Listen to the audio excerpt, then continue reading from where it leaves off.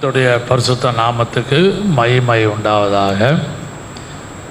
எபிரேயரின் புஸ்தகம் 4ஆம் அதிகாரம் 14, 15, 16. Hebrews chapter 4 verse 14 to 16. அதாவது வானங்களின் வழியாய் பரலோகத்திற்கு போன தேவகுமாரனாகிய இயேசு என்னும் மகா பிரதான ஆசாரியர் நமக்கு இருக்கிறபடினால் நாம் பண்ணின அறிக்கையை உறுதியாய் பற்றி கொண்டிருக்க கடவோம். நீங்கள் இங்கிலீஷ் பைபிளில் seeing then that we have a great high priest that is passed into the heaven, seeing that we have a great high seeing, அதாவது அவங்க எல்லா வானங்களில் வழியாக போன இயேசுவை பார்த்து கொண்டிருக்கையில், அதான் அந்த தமிழில் அந்த வார்த்தை இங்கே இல்லை, அது உள்ளடங்கி இருக்கிறது. இங்கிலீஷில் சீயிங் மேலே அப்படியே பார்த்து கொண்டு, ஏனென்றால் பழைய ஏற்பாட்டின் காலத்திலே இஸ்ரவேல் ஜனங்கள் 12 கோத்திரத்தார் அந்த பிரதான பூலோகத்தில் உள்ள அந்த கூடாரத்தில் வாசம் செய்த இருந்த அல்லது தேவாலயத்தில் இருந்த அந்த ஹை பிரீஸ்ட் பிரதான ஆசாரியனை பார்த்து தங்களுடைய பலவீனமான காரியங்கள், குறைகள், பாவ நிவாரண பலி, குற்ற நிவாரண பலி, இப்படிப்பட்ட பலிகள் ஏராளம் உண்டு. இதையெல்லாம் ஆசாரியனிடத்தில் சொல்லி பார்த்து அவர்களை செய்ய வேண்டும். ஆனால் முக்கியப்பட சீயிங். ஆனால் கர்த்தராகிய இயேசு கிறிஸ்து அவர் உலகத்தில் மனித அவதாரமாக ஜீவித்து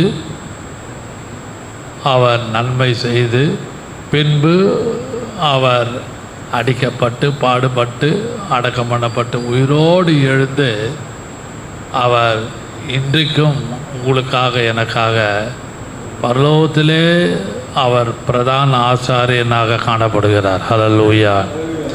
இந்த காலைவெளியிலே செய்தியின் தலைப்பு த கிரேட் ஹை பிரீஸ்ட். ஒரு பெரிய பிரதான ஆசாரியர் நமக்கு இருக்கிறார்.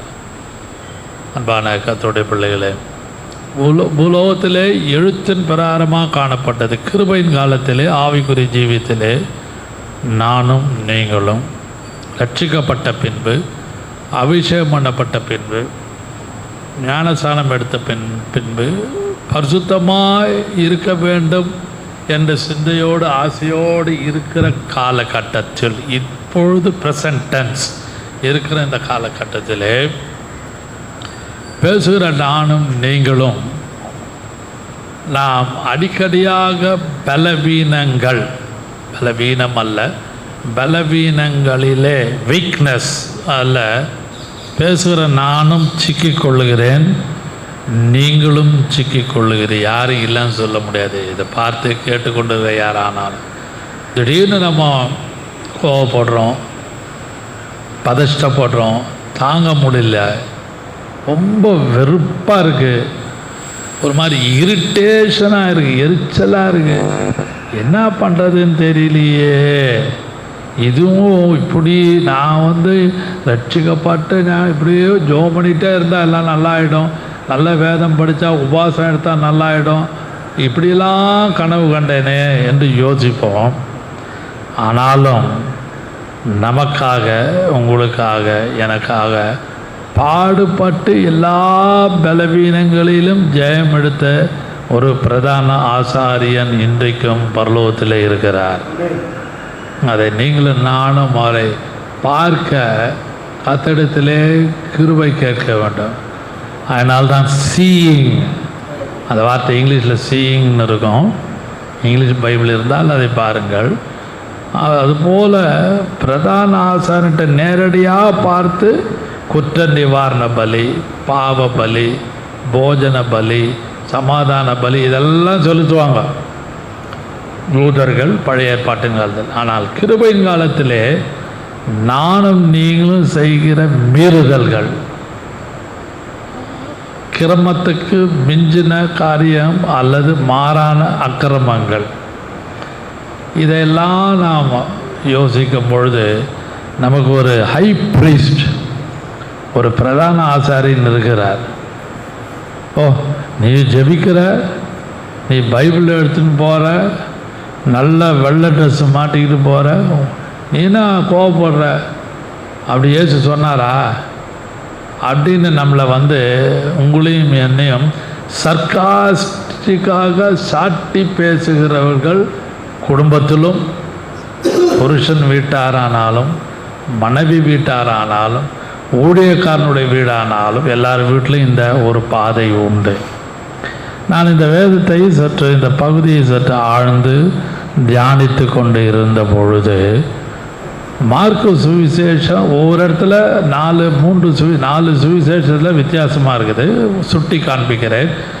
மார்க்ஸ் காஸ்பல் சாப்டர் 16 verse 19, அதாவது மார்க்கு 16:19 பேசி முடித்த பின்புன்னு இருக்கும்.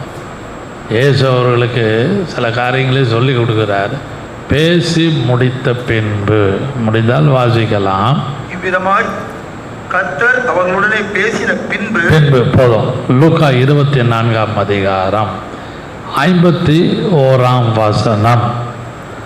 Looks gospel chapter 24 verse 51. அதை பார்த்தீங்கன்னா ஆசீர்வதிக்கையில் போதும். அப்போஸ்தலர் 1ஆம் அதிகாரம்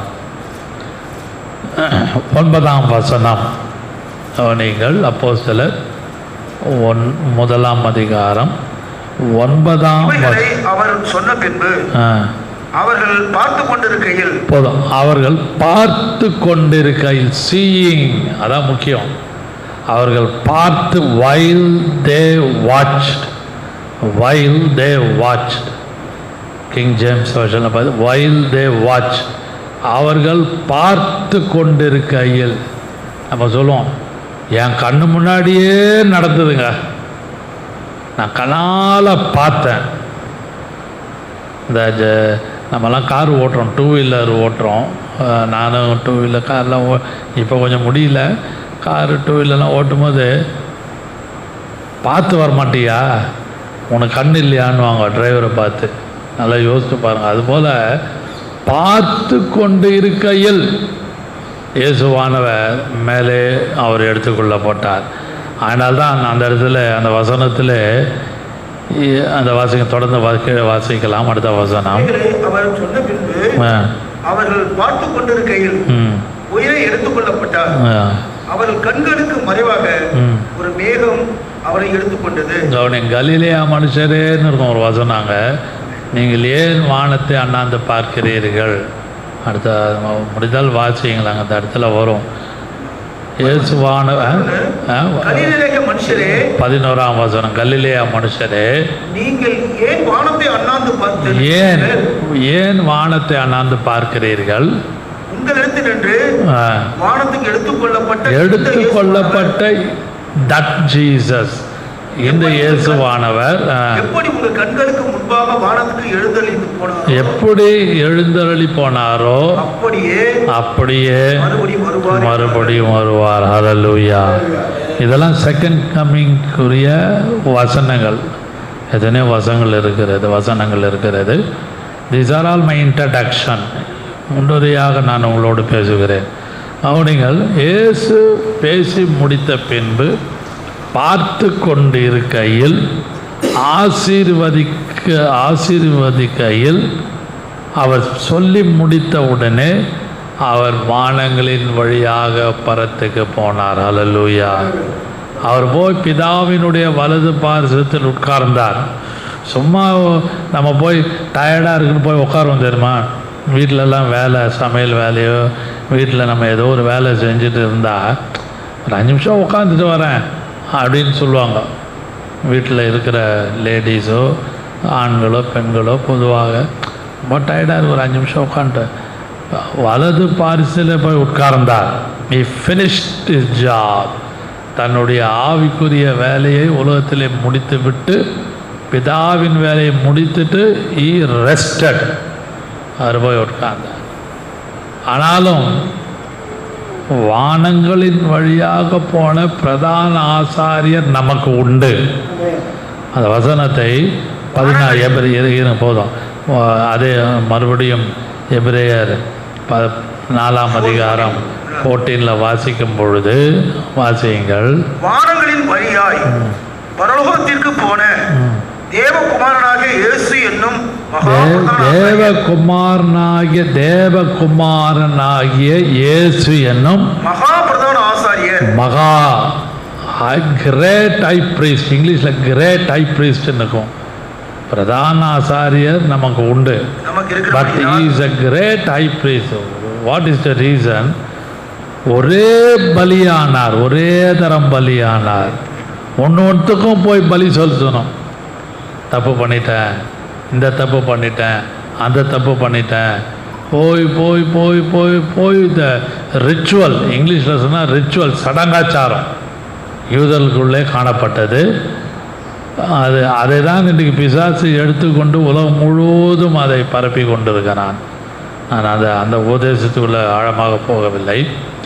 கம்மிங் டு த பாயிண்ட், இந்த குறிப்புக்கு வருகிறேன். அந்த ஒரே தரம் மரித்து உங்களுக்காக பாவ நிவாரண பலியானார் என்று சொல்லும் பொழுது இஸ் கால்டு டிவைன் சன்ஷிப். தெய்வீக ஒரு தேவகுமாரனாக காணப்பட்டார். ஒன்றுக்கு பலி செலுத்தணும், மீறி பேசிட்டேன், அக்கிரம் பண்ணிட்டேன், குற்ற நிவாரண பலி, பாவ சின் ஆஃபரிங், ட்ரெஸ்பாஸ் ஆஃபரிங், இப்படியாக இருக்குது அந்த பலியெல்லாம். ஆனால் இதெல்லாம் ஒரே தரம் அவர் மரித்து பாவ பலியானது எதை காட்டுகிறது? Divine sonship. இந்த பிரதான ஆசாரியன் ஆகிய இயேசு கிறிஸ்து உங்களுக்காக எனக்காக இன்றைக்கும் அவர் ஒரு தெய்வீக குமாரனாக காணப்பட்டு பரலோகத்திலே அவர் பரிந்து பேசி கொண்டிருக்கிறார். ஹல்லேலூயா. ஒரு பெரிய சப்ஜெக்ட் இது. இந்த எபிரேயர் முழுவதும் படிச்சிங்கன்னா, எபிரேயர் புஸ்தகம் முழுவதும் படிச்சிங்கன்னா யூத கலாச்சாரமும் கிருபையும் ரெண்டும் டக்கஃபார், ரெண்டும் ஒன்றும் ஒரு சிக்கலாகவே இருக்கும். நீங்கள் right from first chapter to end வரைக்கும் படிச்சிங்கன்னா அங்கே ரிச்சுவல்ஸும் சடங்காச்சாரத்தை குறித்தும் யூதர்களுடைய கொள்கை குறித்தும் பவுல் இப்படியும் அப்படியும் இங்கே மாறி மாறி பேசுவார். ரொம்ப கஷ்டம். அந்த எபிரேய சபையில் யூதர்களும் இருந்தாங்க, கிருபையினாலே ரட்சிக்கப்பட்டவர்களும் இருந்தாங்க. இந்த உங்களுக்கு விளங்கும்படியாக சொல்லணும்னா, இந்த பழைய விசுவாசிகளுக்கும் புதிய விசுவாசிகளும் ஒத்து போகாது. அதனால் நமக்கு பளிச்சுன்னு மைண்டில் வரத்துக்கு சொல்கிறேன். ரொம்ப பழைய விசுவாசிங்க 40 வருஷம் 8 வருஷம் நான் பாஸ்டர் சபை ஆரம்பிக்கும் போதே இருந்தான்வான். நல்லா கேட்டுங்க. புதுசாக ரட்சிக்கப்பட்டவங்களை போட்டு உயிரை எடுப்பாங்க, வானாலும் வாங்குவாங்க. ஐயோ இது சரிங்க, பாஸ்டர் கேட்கணும், பாஸ்டர் கேட்டிங்களா, அவர் கேட்டிங்களா, பாஸ்டர் அம்மா கேட்டிங்களா, இதெல்லாம் no no no no not at all. இதெல்லாம் பைபிளில் இல்லை, நம்மளாக உருவாக்கி விட்டது மனுஷனாக. ஏன் இதை சொல்லுகிறேன்? இந்த மாதிரி உள்ள பழைய ஆளுங்க பழைய காரியங்களை வச்சுக்கிட்டு இந்த கிருபையின் காலம் introduce, the grace period is very infant. இந்த கிருபையின் காலமாகிய அந்த காரியங்கள் மிக குழந்தை பருவமாக காணப்பட்டது. அதனாலே வளர்ந்து இருந்த யூத ஜனங்கள் கிருபையை பற்றி கொள்ளவில்லை. அதான் அர்த்தம். அதனால்தான் பவுல் சொல்கிறாரு இந்த இடத்துல, இந்த வசனத்தில் சீயிங், பார்த்து கொண்டு இருக்கையில், அன்பான கர்த்தருடைய பிள்ளைகளே, அவர் மேலிருந்து பிரதான ஆசாரியனாகி இயேசு கிறிஸ்து, த கிரேட் ஹை பிரீஸ்ட், உங்கள் வீட்டையும் பேசுகிற என்னுடைய வீட்டையும், என் வீட்டில் இருக்கிற என்ன பலவீனம், என் மனைவி, என் பிள்ளைகள், எனக்கு உண்டான காரியங்கள், வாட் இஸ் மை வீக்னஸ், என்னுடைய வீட்டில் என்ன பலவீனம் இருக்குது, உங்கள் வீட்டில் என்ன பலவீனம் இருக்குது. உலகம் முழுவதும் பரிசுத்தவான்களுடைய வீடுகளிலும் எல்லா சபைகளிலும் இருக்கிற எல்லா பலவீனங்களுக்காக அவர் இன்றைக்கும் பரிந்து பேசி கொண்டிருக்கிறார். அல்லேலூயா. ஆகினால்தான் பிசாசு எளிதாக நம்மளை தொட முடியவில்லை. நன்றாக விளங்கிக் கொள்ளுங்கள். It's a very deep point. Seeing Jesus, பார்த்து கொண்டு இருக்கையில், சீஷர்களெல்லாம் பார்த்து கொண்டு இருக்கும் பொழுது அவர் மேலே எடுத்துக்கொள்ளப்பட்டார். அதுபோல மேலிருந்து சீயிங் மேலிருந்து அவர் கீழே பார்த்துட்டு இருக்கிறார். என் வீட்டையும் உங்கள் வீட்டையும் எல்லாரையும் ரட்சிக்கப்பட்டோமா? Yes, we are saved, holy life, பரிசுத்தமான ஜீவியம். அதன் மத்தியில் நானும் நீங்களும் பதஷ்டப்படுறோம், தாங்க முடியல, கோவப்படுறோம், எரிச்சல் படுறோம். இப்படியாக நம்மளால் சகிக்க முடியல. ஐயோ, என் பெரிய பையன், சின்ன பையன், மகள், மருமகன், இவங்களெல்லாம் எவ்வளோ சொன்னாலும் கேட்க மாட்டேங்கிறாங்களே. நல்லா புரிந்து கொள்ளுங்கள். என் வீட்டையும் சேர்த்து நான் பேசுகிறேன். சில காரியம் நம்ம பிள்ளைகள் பண்ணுறதோ, மருமகனோ மருமகளோ கூட இருக்கவங்க பண்ணுறது நம்மளால் cannot tolerate. ஏன்னா என்னையும் உங்களையும் ஓரளவு கர்த்தர் ஷேப் பண்ணி வச்சுருப்பார். அதாக புரியுங்க. தகப்பனை காட்டிலும் தாயை காட்டிலும் பிள்ளைங்க கொஞ்சம் பரிசுத்தமாக இருப்பாங்க சில வீடுங்களில். நல்லா புரிந்து கொள்ளுங்கள். ப்ராக்டிக்கலாக பேசுகிறேன். தாய் தகப்பனை காட்டிலும் பிள்ளைகள், ஆண் பிள்ளைகளோ பெண் பிள்ளைகளோ சில வீடுகளில் they are very very very very spiritual. நான் நிறைய வீடுங்களுக்கு விசிட்டிங்லாம் போயிருக்கிறேன். தலைமை சபையில் எக்கச்சக்க 30,000 பேர் இருந்த சபை. அதில் வித்தியாசங்கள் நிறைய இருக்கும். சில பிள்ளைகள் நல்லா ஸ்பிரிச்சுவலாக இருக்கும், சில பிள்ளைகள் ஸ்பிரிச்சுவலாக இருக்காது. ஆனால் பாவம் செய்யலை, எந்த விதமான கெட்ட பழக்கம் கிடையாது பிள்ளைங்கக்கிட்ட. But they are அன்ஸ்பிரிச்சுவல். ஆவிக்குரிய ஜீவிதத்திலே அந்த அளவுக்கு வளர்ச்சி இல்லை. சில பிள்ளைங்க நல்லா வளர்ச்சியாக இருக்கும் தாய் தப்பனை காட்டிலும். அதனால் எல்லாவற்றையும் தேவன் மேலிருந்து பார்த்து கொண்டு who is he? He is a divine sonship. அதாவது தெய்வீக நிலைமையில் உள்ள தேவகுமாரன். நீங்கள் அந்த வசனத்தை மறுபடியும் வாசியுங்கள். 14வது வானங்களின் வழியாய் பரலோகத்துக்கு போன தேவகுமாரனாகி தேவகுமார் சன். அதாவது முக்கியமான வார்த்தை டிவைன் சன்ஷிப்.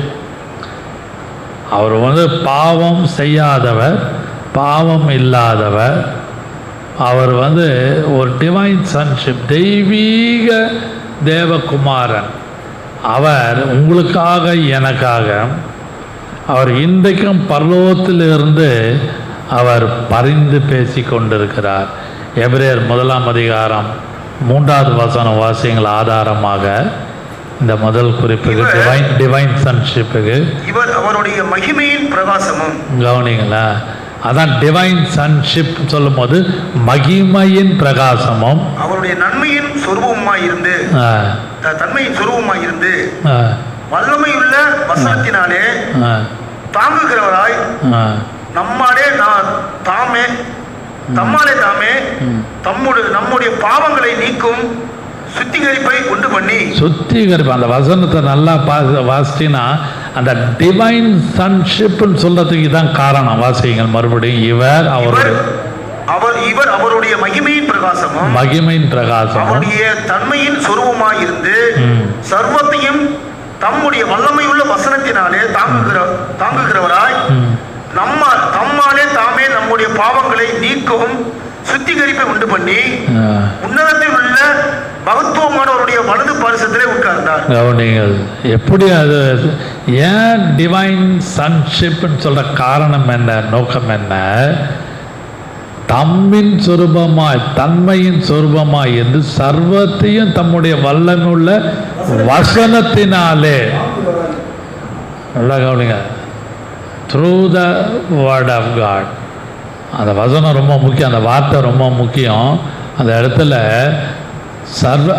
வல்லமை உள்ள சர்வத்தையும் தம்முடைய வல்லமை உள்ள வசனத்தினாலே தாங்குகிறார்.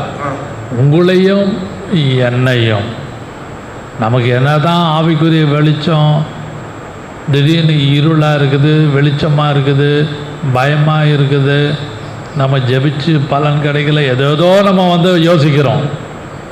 ஆனால் அவர் தம்முடைய வல்லமையினாலே, சத்துவத்தினாலே, அவர் வசனத்தை, அந்த வார்த்தை ரொம்ப வல்லமையுள்ள வசனத்தினாலே தாங்குகிறவராய் தம்மில் தாமே நம்முடைய தன்னில் தானே நம்முடைய பாவங்களை நீக்கும், தம்மாலே தாமே நம்முடைய பாவங்களை நீக்கும் சுத்திகரிப்பை உண்டு பண்ணி மகத்துவமானவருடைய வலது பாரிசத்திலே உட்கார்ந்தார். That is why I called divine sonship. அதான் சொல்ல தெய்வீக ஒரு தேவகுமாரன். காரணம் என்ன? அவர் வசனத்தினாலே நம்மை தாங்குகிறார். அதான் ரொம்ப முக்கியம். நிறைய உண்டா இல்லை, ரொம்ப நிறைய உபகுறிப்புகள் இருக்கிறது, எல்லாத்தையும் சொல்ல நேரமில்லை. ஏன், what is the inner meaning என்ன? அந்த தெய்வீக குமாரனாகிய இயேசு கிறிஸ்து அவர் பாவங்களை சுத்திகரித்து அவர் வசனத்தினாலே, த்ரூ இஸ் வேர்ட், அவருடைய வார்த்தை, அவருடைய வசனத்தினாலே உங்கள் குடும்பத்தையும் என்னுடைய குடும்பத்தையும் சபையும் சர்வலோகத்தினுடைய அவருடைய கிருபையினாலே வசனத்தினாலே எல்லாரையும் அவர் தாங்கி வழி நடத்தி கொண்டிருக்கிறார். That is why I called divine sonship. Hallelujah. ரொம்ப பெரிய சப்ஜெக்ட் இது. நான் ரொம்ப அப்படியே நட்சலாக உங்களுக்கு பேசுகிறேன். ரெண்டாவதாக வாசிக்கலாம் எபிரேயர் அதே வசனத்தை 14ஆம் வசனம் 15 வாசியுங்கள். நம்முடைய பலவீனங்களை குறித்து பரிதபிக்க கூடாத பிரதான ஆசாரியர் நமக்கு இராமல் எவ்விதத்திலும் நம்மை போல சோதிக்கப்பட்டும் பாவமில்லாதவராக இருக்கிற பிரதான ஆசாரியர் நமக்கு இருக்கிறார். அந்த இடத்துல என்னுடைய பலவீனங்களை குறித்து பரிதபிக்க கூடாத பிரதான ஆசாரியர். கவனிங்கள், இதில் ஒரு ஆழமான குறிப்பு இருக்குது. ப்ராக்டிக்கலாக யோசிங்க.